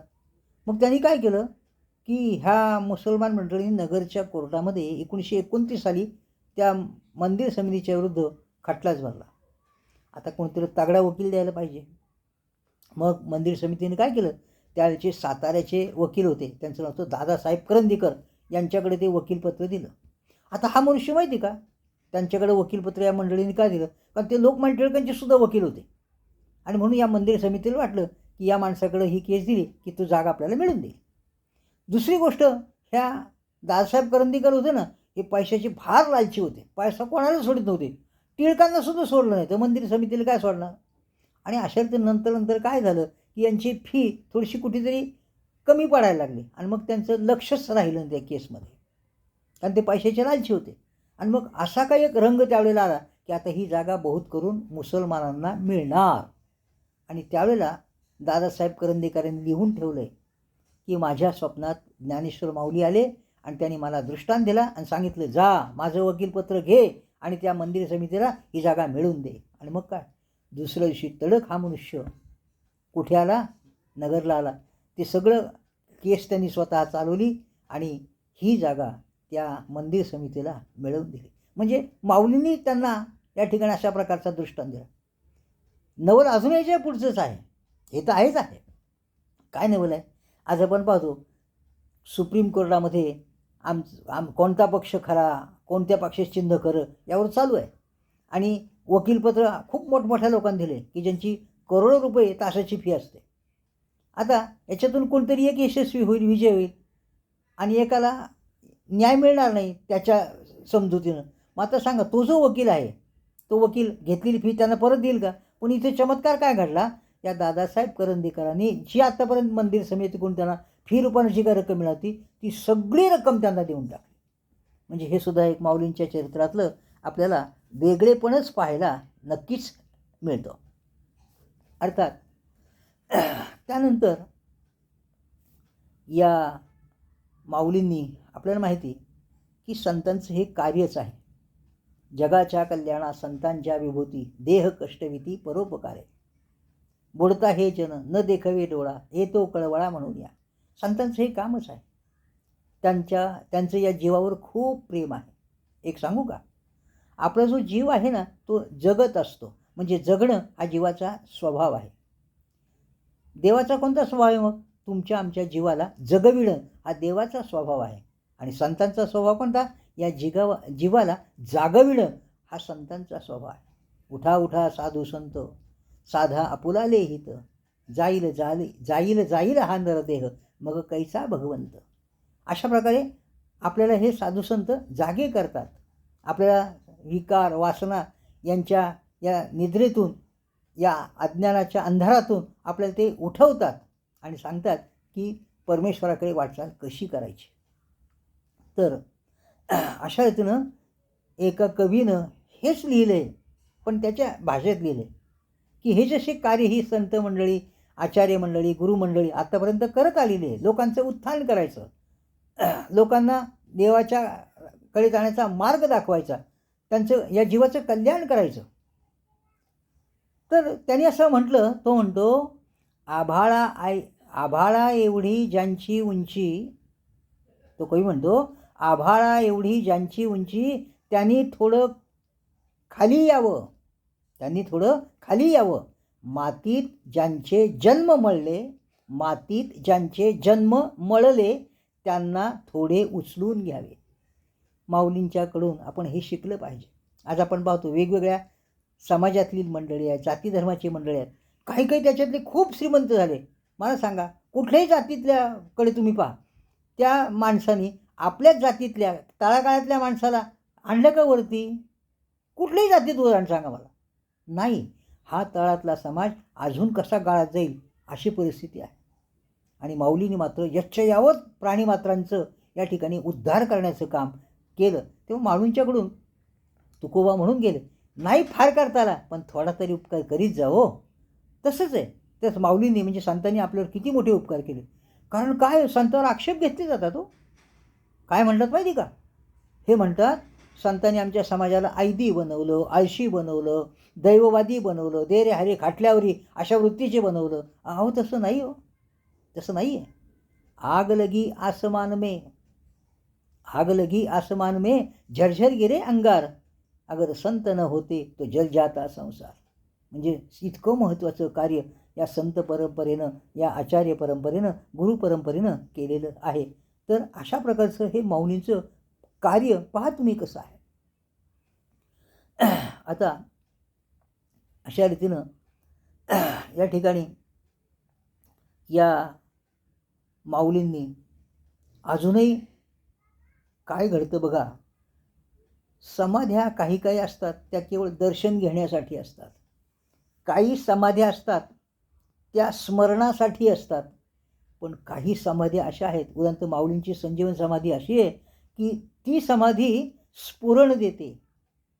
आपल्याला माहिती की 1290 साली भाद्रपद वद्य षष्टीला ज्ञानेश्वरी ग्रंथाची रचना पूर्ण झाली आणि 1990 साली या ग्रंथाला 700 वर्षे पूर्ण झाली म्हणून मोठा सोहळा महाराष्ट्रभर झाला. तर त्यामध्ये हा जो सप्तशताब्दीचा सोहळा होता त्यामध्ये काय काय चमत्कार घडले.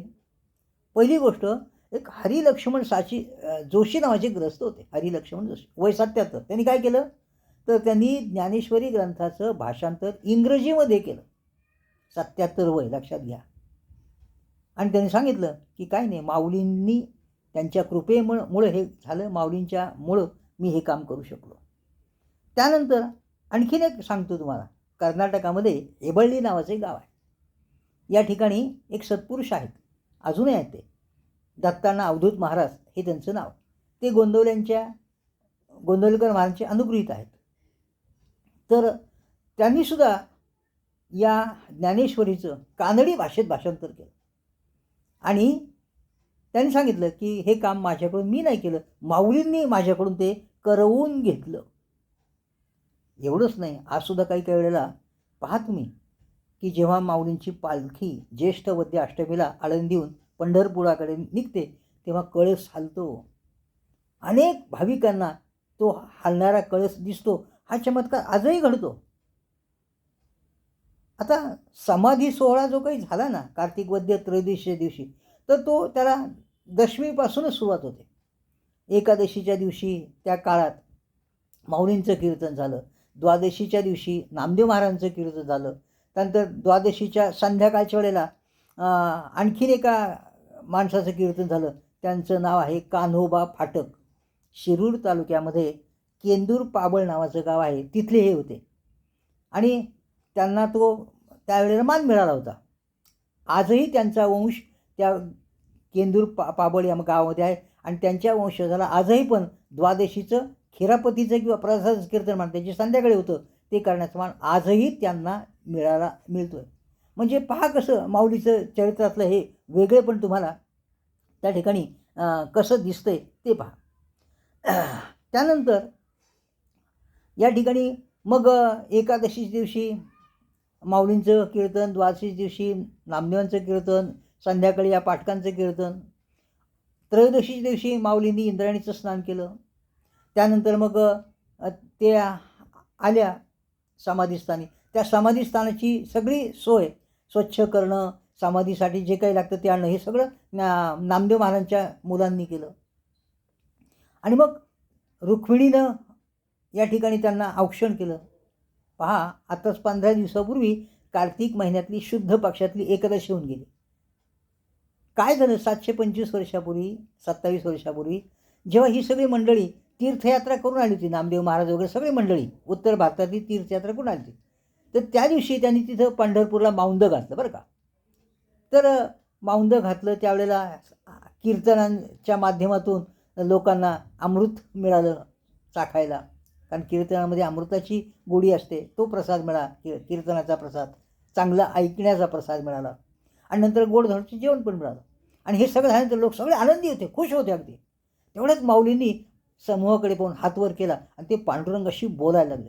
सगळा समूह कानटाव करून होता. आता माऊली काय बोलतात, तेव्हा माऊली पांडुरंगाला म्हणते, पांडुरंगा, तू मला जन्माला घालताना काही कामं माझ्यावर सोपविली होतीस, ती कामं माझी पूर्ण झाली बरं का.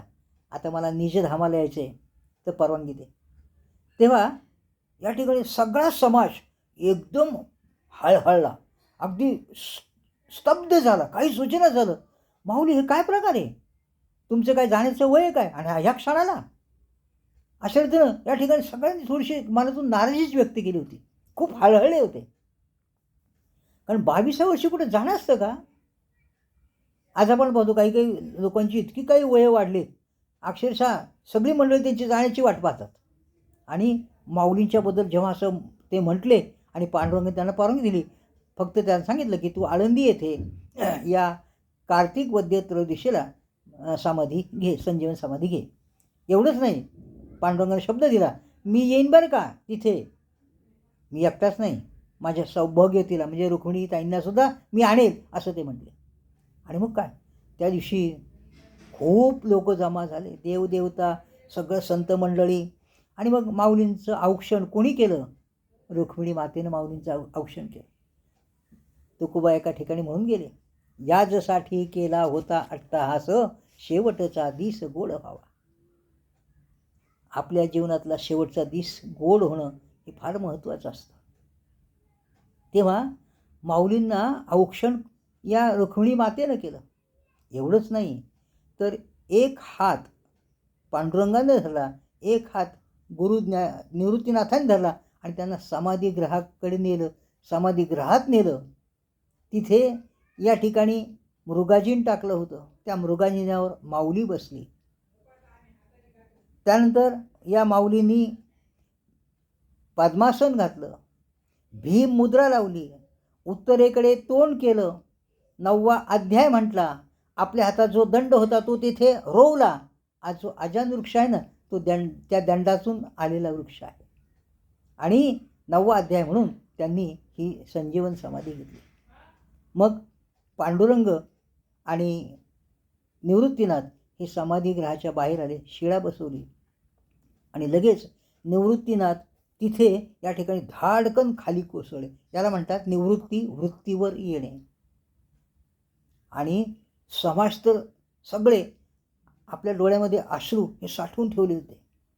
काय असतं, कधी कधी एखादं मोठं धरण असतं, खूप पाणी असतं, ते काही कारणामुळे फुटलं तर सगळं पाणी जसं इकडे तिकडे पांगतं, तसं या ठिकाणी निवृत्तीनाथ कोसळले आणि सगळ्यांच्या डोळ्यांचे बाण फुटले आणि सगळे लोक रडू लागले. याला म्हणतात शेवटचा दिस गोड होणं. नामदेव महाराज म्हणतात पांडुरंगाला, काय म्हणतात माहिती?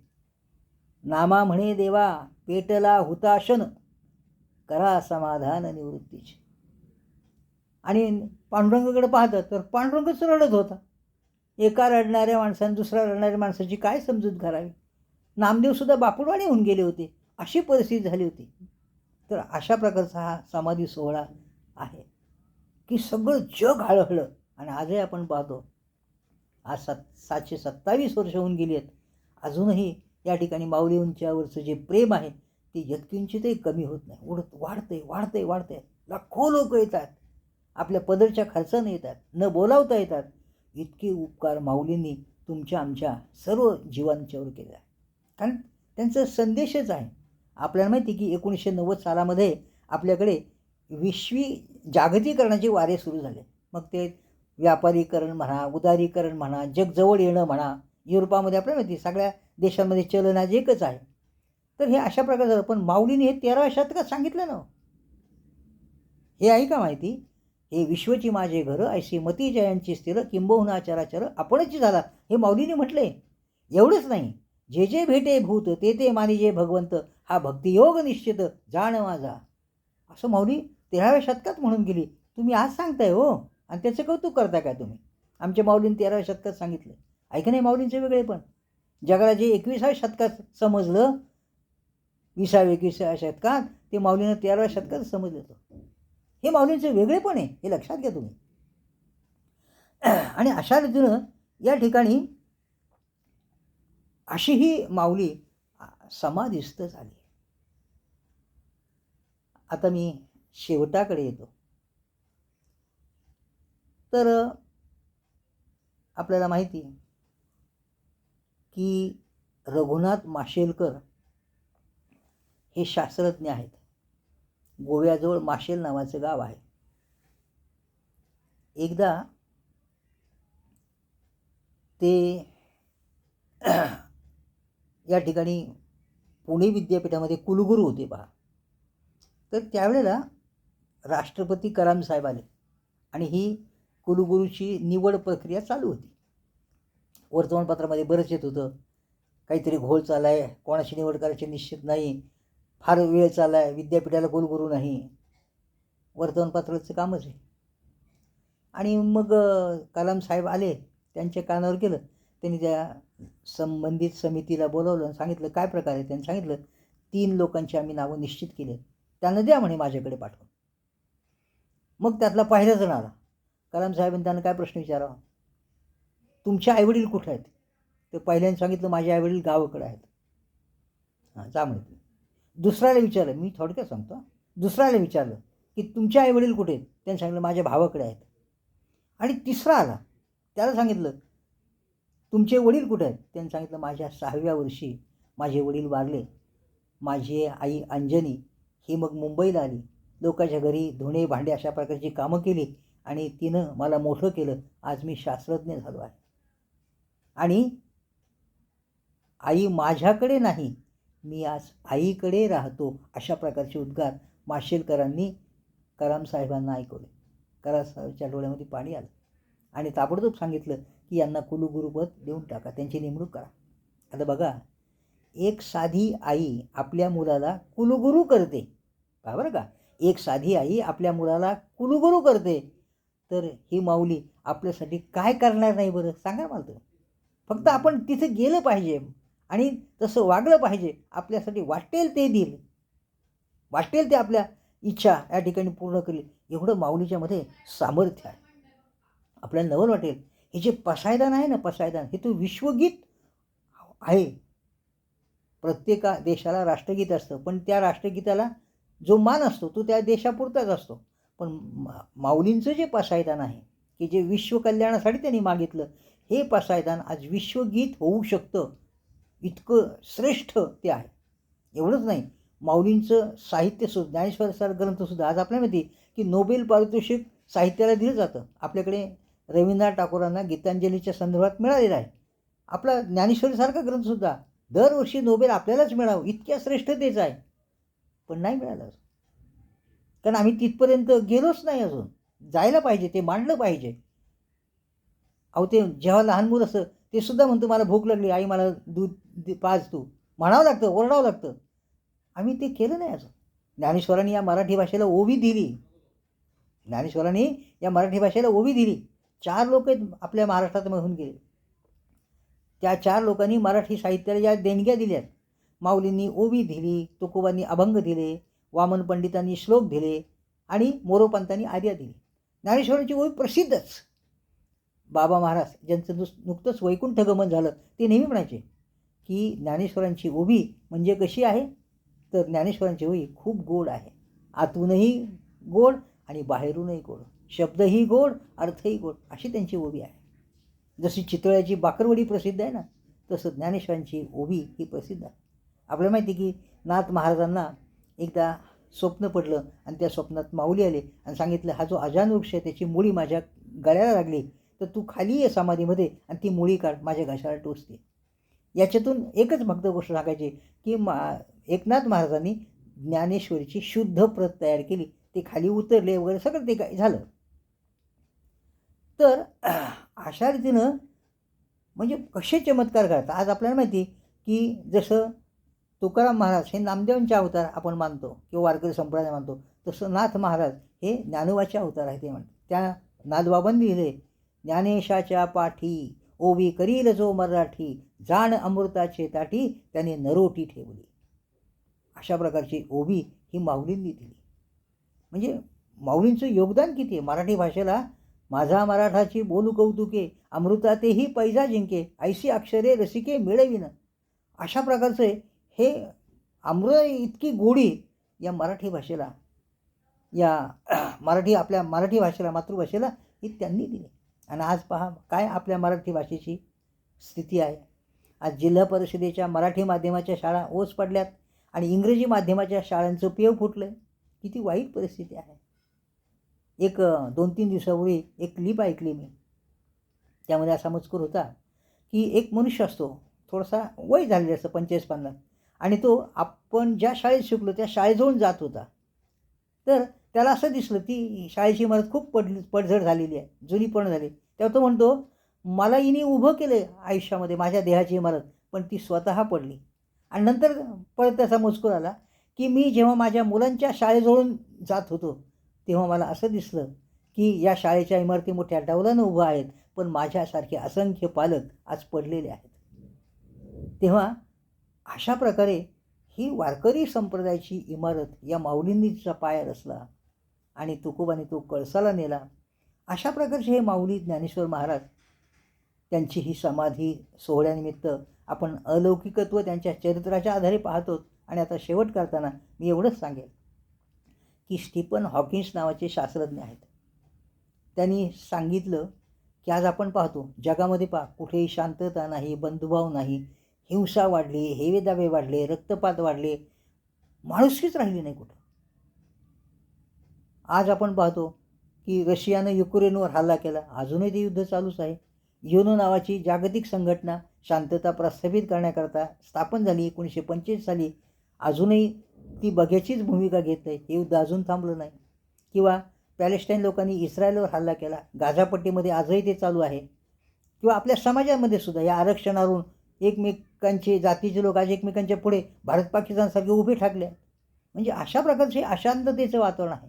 तेव्हा ते म्हणून गेले की जग हे विनाशाच्या उंबरठ्यावर उभे आहे आणि येत्या 100 वर्षात आपण जर काही केलं नाही तर हे जग आणि त्यावरची मानवजात ही संपूर्ण नष्ट होऊन जाईल, असं ते म्हटले.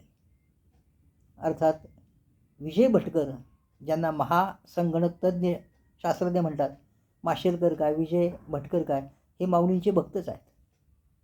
तर त्यांनी सांगितलं की काहीही नाउमेद होऊ नका, काहीही नाउमेद होऊ नका, निराश होऊ नका, यावर उपाय आहे. आणि तो उपाय कोणता त्यांनी सांगितला माहिती? तर ज्ञानेश्वरांचं चरित्र अभ्यासलं पाहिजे आणि ज्ञानेश्वरीचा आम्ही प्रसार केला पाहिजे. हे जर केलं तर हे सगळे प्रश्न चुटकीसरशी सुटतात. एवढं सामर्थ्य आज माऊलींच्या चरित्रामध्ये आहे आणि माऊलींच्या ज्ञानेश्वरी ग्रंथामध्ये आहे, भावार्थ दीपिकेमध्ये आहे. आणि मगाशी आपण पाहत होतो की याजसाठी केला होता अट्टहास, शेवटचा दिस गोड व्हावा. आपण सुद्धा आपल्या जीवनामध्ये आपल्या आयुष्याचा शेवटचा दिवस गोड होण्यासाठी काही केलं का, याचं कुठेतरी आत्मचिंतन करा, विचार करा. आपल्याला माहिती आहे की संसार हे सुद्धा एक नाटक आहे बरं का. संसार हे एक नाटक आहे. जसं आपण थिएटरमध्ये जातो, नाटक पाहतो, ते नाटक आपल्याला आवडतं कारण त्याचे शब्द चांगले असतात, कथा चांगली असते, नट चांगले असतात, त्यांचा अभिनय चांगला असतो, नेपथ्य वगैरे सगळं काही चांगलं असतं, थिएटरही अपडेट असतं, सगळं चांगलं असतं. आणि काय 2 तासाचा 3 तासाचे काय 3 अंकी 2 अंकी असेल ते नाटक किंवा ते सगळं वातावरण आपल्याला अगदी खेळवून ठेवतं.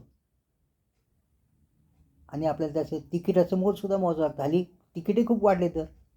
तर अशा रीतीनं प्रपंचसुद्धा एक नाटक आहे बरं का. पण ते नाटक आणि या नाटकात काय फरक आहे सांगू का? त्या नाटकामध्ये आणि या नाटकामध्ये एवढाच फरक आहे की ते नाटक आपण 2-3 तास आपल्याला ते खेळून ठेवतं आणि आपण पाहतो, ते आपला वेळ छान जातो. पण संसार नावाचं नाटक माहिती कसं आहे? त्याची सुरुवात चुकून होते आणि संसार नावाच्या नाटकाचा शेवट हा बघण्याजोगा नसतो. असंही नाटक आहे. आणि म्हणून असं होऊ नये. आपण म्हणून अट्टहास केला पाहिजे. कशासाठी? आपला शेवटचा दिस गोड व्हावा. आणि यासाठी माऊलींचं चरित्र आणि त्यांचा ग्रंथ यांना आपण शरण केलं पाहिजे. नामा म्हणे ग्रंथ श्रेष्ठ ज्ञानदेवी, एक तरी ओवी अनुभवावी. तर असं जर केलं तर हे नक्कीच शक्य आहे. आपलासुद्धा शेवटचा दिवस गोड झाल्याशिवाय राहणार नाही. एवढंच बोलून मी आपली रजा घेतो. नमस्कार.